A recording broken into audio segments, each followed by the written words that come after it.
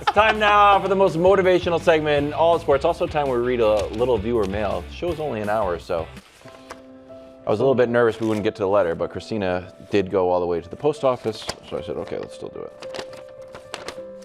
Dear Wildes, love the show. Wow, thanks. Did you see Bruce tweet about OKC's collective wardrobe? I did. What's the solution? Cheers, Ryan and Brian. So I did see this. Bruce saying, I'm sorry, but OKC's crowd looks too neat in all those blue and white t-shirts. I want y'all opinion on this. I'm right on the. This isn't a freaking classroom. They look like a church choir. They need to look more riotous and disheveled. And if you thought he was joking, he wrote, Look at that. I'm serious. I'm sorry. That is too neat. You don't. I know teams been doing this for years. Yeah. But I was talking with Giannis about this earlier. I guess it's the fact that they're in different colored shirts. They got blue, they got white. Mind when like the We Believe Warrior fans. No, when they all are gold or all are white, but like in Miami. I'm just saying, this doesn't strike you as odd. Watching this game, I was like, it just. A little rough around the edges, you know what I mean? Little frontier spirit. That is classic.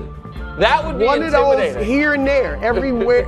Yes. That's too orderly too. Yes. I want riotous. I want raucous. I'm like Madison Square Garden. Yeah. It's raucous in there. Gotcha. They ain't trying to fit in and look all neat. Okay. Come on. Now I know. If OKC drops this, blame it on the t-shirt. Just saying. Go to one color in the future. Okay. All right, here we go. Number 3, Karl Anthony Towns. Oh, okay. All right, Cat, it'll all be good. Everything will be fine if you just close these boys out tomorrow at Madison Square Garden.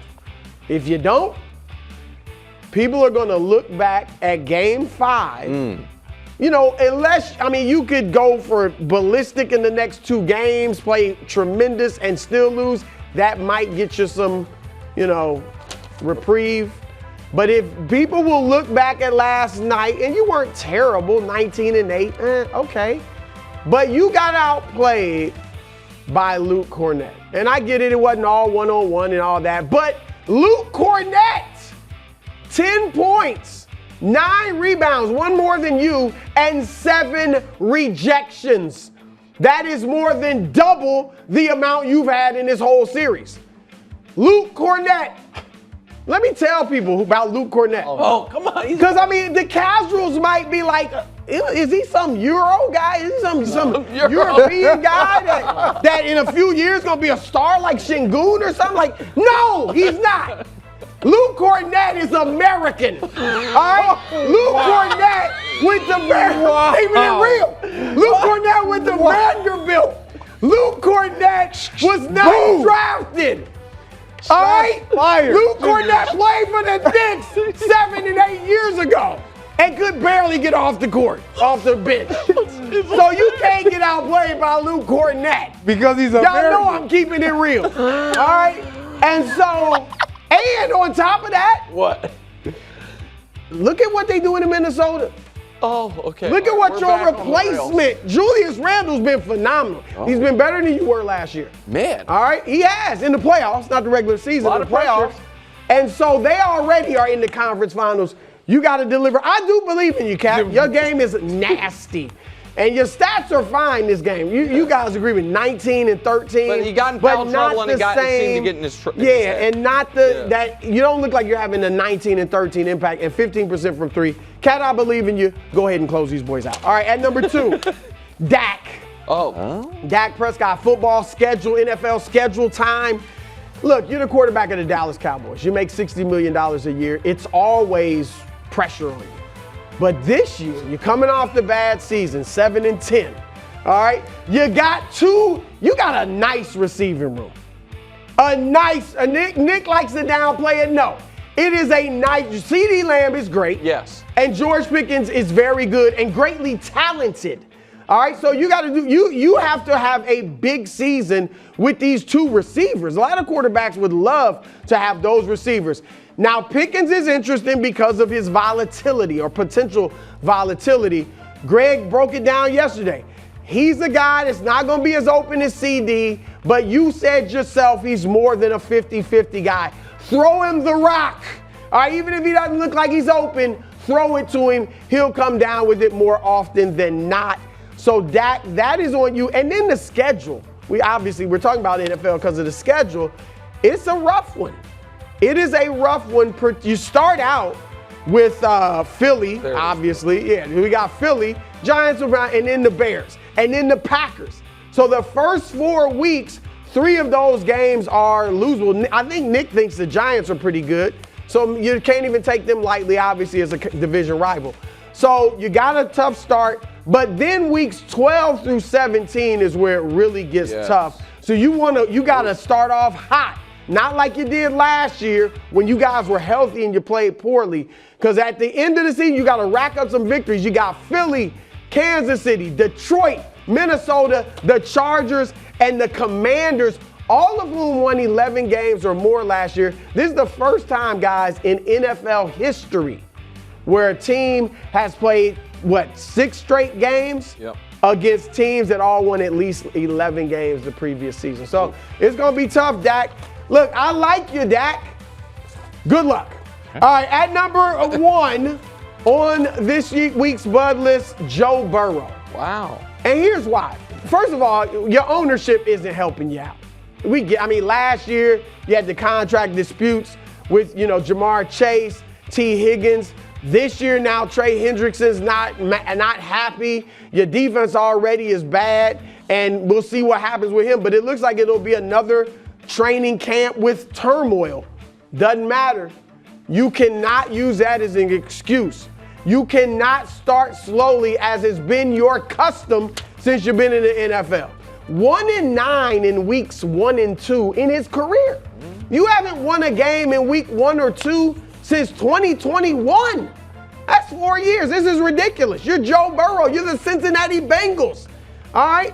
So, look, the NFL's helping you out. You opened up at Cleveland. They won 3 games last year. They don't know what they're struggling. All right? So you got to win that. I know they've been good against you. You're only 3-5 against Cleveland. Week 2. Look out. But you can't do that. And then the Jaguars, they won 4 games last year. I get it. They got Trevor Lawrence. He's no longer called the Prince on this show because Nick just dropped him.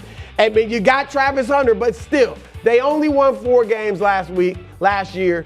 Go out there and jump to a 2-0 start, and then the season can go. And look, Joe, I'm from Cincinnati. Yeah. So I'm with you, all right? I'm from Cincinnati. I believe in you. Go ahead and get it done, Joe Burrow. Great Bud list. There it is. I'm going to throw Jordan Love on the Bud list. Yeah, he is American. So I'm not going to hold that against you. QBs. Okay, QBs, football players, we good. Just making sure. Some of these hoopers. Okay. Well, Jordan Love. Need a lot of you, man. Look, you got your first-round receiver. You got a plethora of guys on that side of the ball that you can throw the ball to. You got one of the best running backs in all of football. You got a really good running game.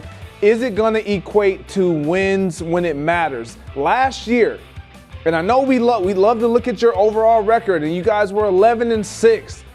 5 of those losses came in your own division. You were 1-5 in the division. We talk about you making the postseason. You finished 3rd in your division. You think everyone believes that the Minnesota Vikings will be the team to slip. Well, Jordan, you mentioned this.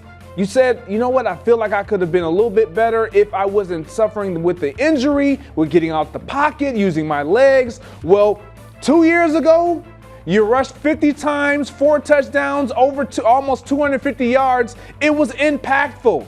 It helped the team. It kept defenses on their toes. Last year, not even half of that. And so you have to be better with your decision making as far as throwing to your receivers, and especially when you get in the red zone. You got to be better on 3rd down. I'm putting a lot of pressure on you, Jordan, because I do believe in you.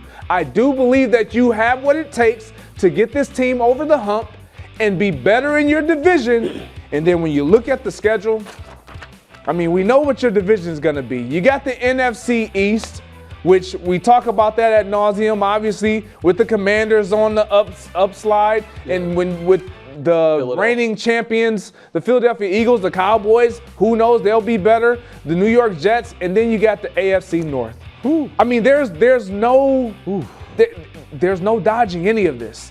You got to be at your best. You can't give away the ball to opponents and allow them other opportunities and added possessions. Jordan Love, you gotta have a year.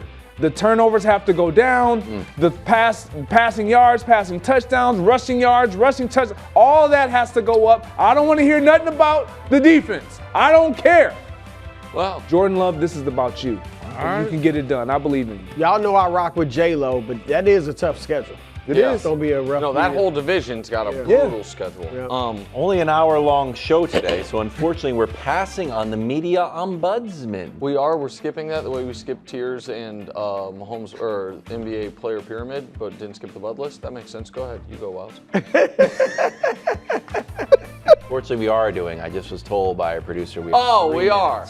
It's not 4 and You have to 10. be quick. It's not 4 I and have a 10 on feeling Thursday, you might get. but it is I might get time squeezed out of here. for the media ombudsman. Even though Sports He's media usually ombudsman. long-winded Thank you, the with his sports media ombudsman.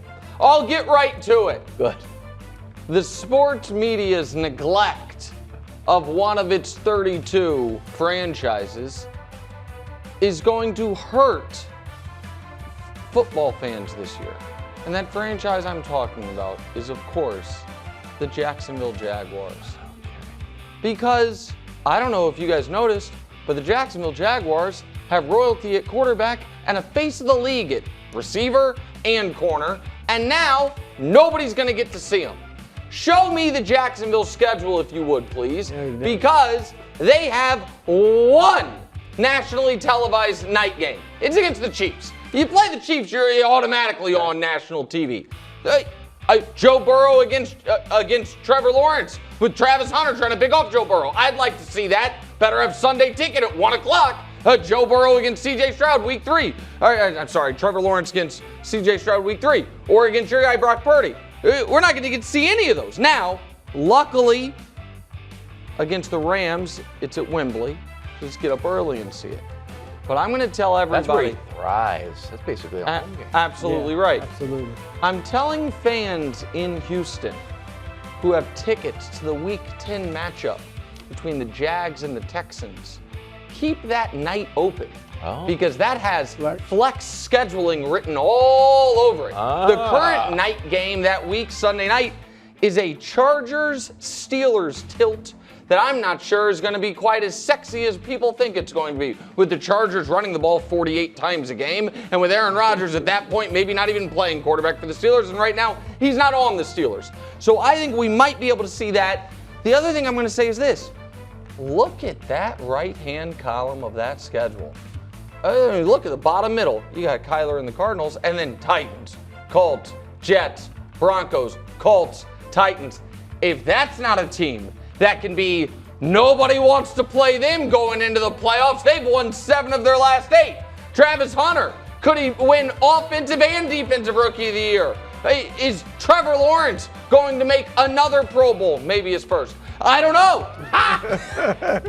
But we're all going to, I hope you have Sunday Ticket. I hope you have YouTube TV, because it's not on national TV. What an indictment of the Prince.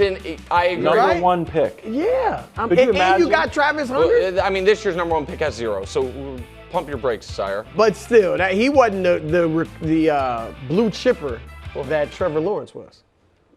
Did you just call me sire? We're talking because about you did a whole Prince thing, and now you're just referring to us as yeah. I should have said quell your lips, sire, instead of pump your brakes. But yeah, the media. You can't become. No, you shouldn't have. Thanks for watching. Subscribe here to get more from the show and to check out clips from other shows on FS1.